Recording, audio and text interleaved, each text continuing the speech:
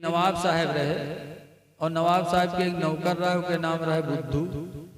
तो नवाब साहब अपने बुद्धू से कहें, बुद्धू तेरी आज ससुराल जाना है, दावत आई है। तो बुद्धू कहीं चलो चला जाए। तो नवाब साहब कहते हैं, यार हमारा पैजामा बहुत गंदा है। तो बुद्धू कहें, हमारा पैजामा साफ है, आप हमार पहन लो, हम आपके पहन लें। कहीं ना ही यार, अगर ससुराल में मालूम होगा कि बुद्धू अपने नवाब अपने बुद्धू पैजामा पहन के हैं तो कितनी बड़ी बेइज्जती हुई। तो बुद्धू कहें, अरे पैजामा हमारे पहनो, जब हम ना बताए तो कोई कैसे जाए पहनो। तो कहें तो ध्यान देना। कहीं हाँ ध्यान। बुद्धू ने अपना पैजामा पहना दिया नवाब को, नवाब का पैजामा खुद पहन लिया। नवाब साहब बड़े शान बान से ससुराल में पहुंचे तो नवाब साहब के लिए दरवाजा खुल गया, अंदर चले गए और बुद्धू के लिए बाहर चारपाई पड़ गई। बुद्धू बाहर लेटे रहे। गांव के लोगों का पता चला कि नवाब साहब आए हैं तो लोग मिले आए। जब मिले आए तो देखें बुद्धू बाहर। तो लोग पूछे, बुद्धू भाई नवाब साहब कहाँ हैं? तो बुद्धू कहा था, अगर नवाब साहब से मिलेंगे तो अंदर चले जाओ और अगर उनके पैजामा से मिले आए तो इधर मिल लो। तो लोग चौंके, कहेंगे ये कौन सी बात है? कहें बस बात ऐसे है, उनसे मिलेगा तो अंदर जाओ, उनके पैजामा से मिलेगा तो इधर मिल लो। अब नवाब साहब से तो बहुत आग बगोला, लेकिन करेंगे। लोग मिलके जब चले गए तब नवाब साहब निकले कि नालायक कहीं के, बदतमीज, मेरी नाक काट लिया तुमने। अरे हुजूर भूल गया था, पहली गलती अल्लाह माफ करता है, आप माफ कर दो। फिर माफ कर दी। फिर थोड़ी देर बाद कुछ लोगों को पता चला है मिलने के लिए। जब आए मिलने के लिए तो बुद्धू से कहें, बुद्धू में नवाब साहब कहाँ है? तो बुद्धू कहें, नवाब साहब अंदर है, लेकिन एक बात सुन लो। कहीं अंदर जाए, नवाब साहब से सब बात पूछे, लेकिन तुम उनसे उनके पैजामा न पूछो कि तुम्हारा पैजामा कहाँ है। कहीं पैजामा न पूछो। कहीं हाँ पैजामा न पूछो, बाकी सब बात पूछो। अब नवाब साहब फिर बहुत खफा। लोग जब मिलके चले गए तो नवाब साहब निकले मारे लाए। कहीं बदतमीज कहीं का, तूने मेरी बेइज्जती कर दी। अरे हुजूर मना तो किया था पैजामा न बोल, पैजामा पैजामा बकरा नाला है। कहीं अच्छा हुजूर माफ कर दीजिए, इसका नाम जबान पे नहीं आया। खैर फिर बात गुजर गई।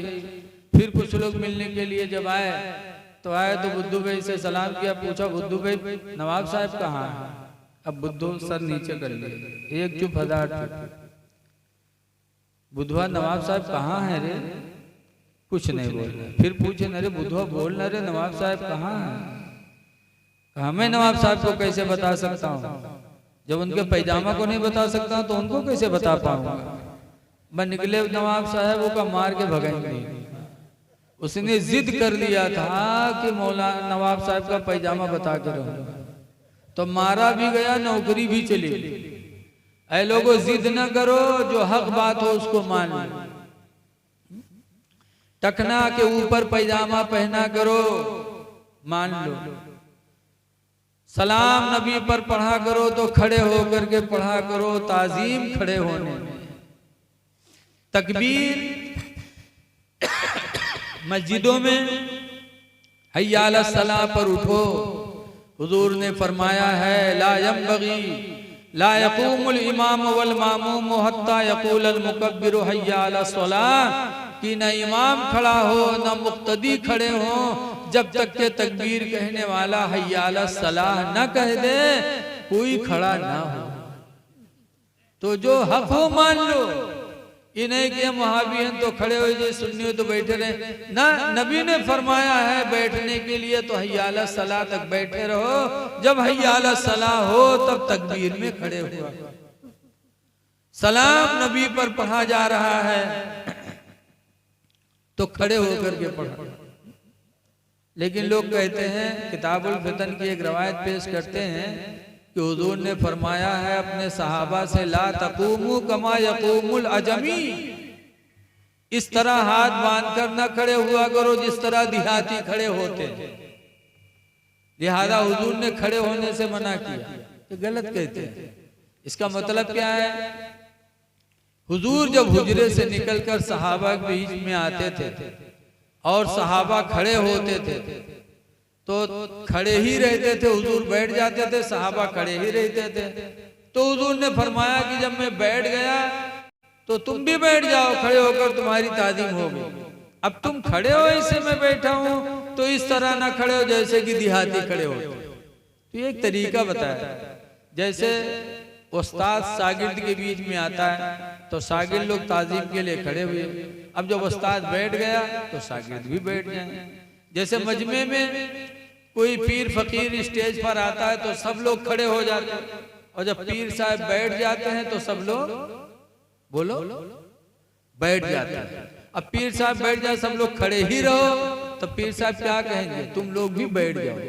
तो सरकार ने वहां इस मौके पर फरमाया, लेकिन उसको कह देते हैं नहीं सलाम के लिए ना खड़े हो। तो आज बड़े फितने हैं, अल्लाह से दुआ करो कि अल्लाह ताला हमको तुमको ईमान पर साबित कदम रखे। इमाम ग़ज़ाली ने लिखा मुक़ादमतुल क़ुलूब में कीमिया सादत में कि एक आलिम साहब जंगल में थे, आलिमों इबादतों वाला एक काफिला यानी फकीरों का एक काफिला जंगल में गया। कुछ फकीर लोग जंगल में गए तो देखा एक पेड़ के नीचे एक आलिम साहब बैठे हैं। तो फकीरों ने कहा यहाँ क्यों है, आपका काम बस्ती में दीन फैलाना। तो आलिम ने कहा कि हमारा काम बस्ती में रहकर दीन फैलाना था, लेकिन दीन बस्ती में रह करके ईमान का बचाना ही मुश्किल पड़ गया, इसलिए हमने जंगल को अपना लिया। तो आजकल ईमान बच जाए बहुत मुश्किल बात है। दुआ है कि अल्लाह तबारक व तआला हमको आपको ईमान पर साबित कदम रखे। तो इसलिए मेरे दीनी भाइयों, बस मैं आखिरी बात कह के मैं अपनी तकरीर खत्म कर रहा हूँ कि नमाज पढ़ो, बगैर नमाज के खुदा राजी नहीं होगा। माद इब्ने जबर रज़ी अल्लाह ताला अन्हु को हुजूर ने यमन का गवर्नर बनाया था, और गवर्नर बनाने के बाद क्या फरमाया था कि ला ततरुकन्ना सलातम मक्तूबतम मुतअम्मिदा, ऐ माज गवर्नर बन गए हो लेकिन फर्ज नमाज हरगिज जानबूझकर न छोड़ना। क्यों? फइन्ना मन तरका सलाता मुतअम्मिदा, इसलिए कि जिसने नमाज फर्ज को जानबूझकर छोड़ दिया, फकत बरियत मिन्हु जिम्मतुल्लाह, तो अल्लाह के जिम्मे से वो बरी हो गया, अल्लाह उसका जिम्मेदार नहीं रह जाता। तो बेनमाजी का जिम्मेदार अल्लाह नहीं है।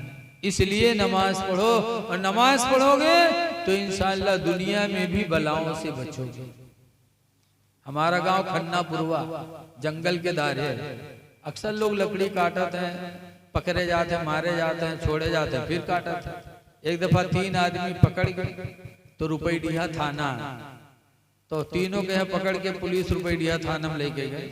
तीनों ठुर बैठे, दरोगा जी जब पट्टा उठाए नो तीनों का मारे चले, तो मैं एक बहुत चकड़ रहा, बज्झट से रुमाल बिछा को नियत मान दी, और 2 ठोर से धक्के बैठे रहे। वो 2 ठोर उनको दरोगा जी मारे, मार वार के जब उकेलंग बढ़े वो फिर झप से नियत मान ली। तो दरोगा जी बाहर से लौट गया, फिर उन्हीं दोनों पर जुट गए, उन्हीं दोनों मारे। और जब मार वार के उकेलंग बढ़े तो कोई नियत नहीं खत्म हुआ, सलाम फेरे के फिर नियत बांधे था। घंटाहन गुजर गया, कोई नमाज नहीं खत्म हुआ, और उन्हीं दोनों मारे जाए। हत्ते मैया गांव से रुपया बटूर के थाने में पहुंच गया। जब दरोगा जी रुपया पाएंगे तो छोड़ दी तीनों। जब तीनों वहां से छूटे गांव में यहाँ आए तो दोनों का गरियावा, कहीं सार कब के नमाजी हुई कर रहा है, ठीक है सारे तो घंटा नमाज नहीं खत्म। अल्लाह जाने कौन नमाज पढ़े लाग रहा है, कम से कम थोड़ी देर यूं मारा जा तब तक तो हम लोग सौताए ली, लेकिन 1 घंटा नमाजे के नहीं खत्म। तो उसने सिर्फ दरोगा जी के डर में नमाज पढ़ी थी तो मार से बच गए। अगर खुदा के डर में नमाज पढ़ी होती तो दरोगा जी के मार से तो बचा ही था, लेकिन आखिरत में अल्लाह के अजाब से भी वो बच जाता। लिहाजा नमाज पढ़ो खुदा के डर से। अल्लाह ताला हमको आपको पंजगाना नमाज बाजमात मस्जिद में अदा करने की तौफीक अता फरमाए। अस्सलामु अलैकुम व रहमतुल्लाहि व बरकातुहू।